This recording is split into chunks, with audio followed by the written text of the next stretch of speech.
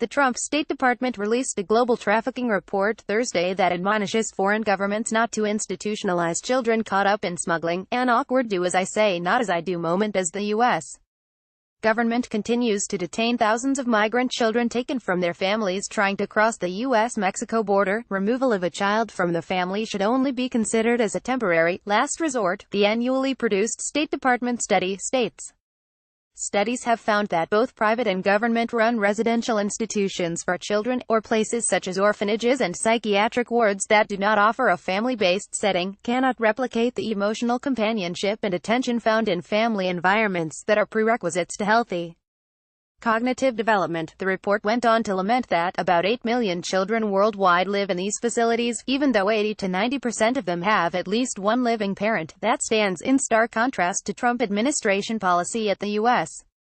border, specifically the prosecution of hundreds of migrant families trying to enter in the past several weeks, and separation from their children. That portion of the report left a senior State Department official briefing reporters awkwardly referring reporters to Homeland Security and Health and Human Services for comment. The official also declined to comment on President Donald Trump's recent remarks, claiming that smuggling of children and women is the worst it's ever been. Our report focuses on human trafficking, which is a crime of exploitation against the individual, the official said, speaking anonymously as a condition of the briefing. Smuggling is a crime against a state. Our work focuses on the exploitation, not smuggling. The official referred further questions on the matter to Homeland Security. We do note in the report that when there are issues that come up, whether they are unaccompanied or children that are placed in institutional facilities, that there needs to be screening in place, and we do have those mechanisms in place with our colleagues that screen for trafficking when they cross the border unaccompanied or are separated from their parents, the official said.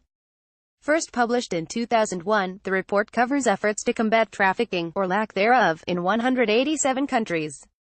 This year, Japan moved up a ranking for its stepped-up efforts to fight trafficking, while Myanmar was downgraded to the worst rating, Tier 3, for its failure to improve. In Southeast Asia, Burma's armed forces and others in the Rakhine State dislocated hundreds of thousands of Rohingya and members of other ethnic groups, many of whom were exploited through the region as a result.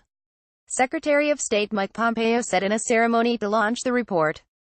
Some in the Burmese military also recruited child soldiers and subjected adults and children from ethnic minority groups to forced labor. The report also added Iran, Iraq and Niger to the list of countries that use child soldiers. Pompeo also took North Korea to task, just ahead of expected talks on denuclearization following the Singapore summit between the U.S. and North Korean leaders. Untold number of North Korean citizens are subjected to forced labor overseas by their own government, in many cases with the tacit approval of host governments, he said.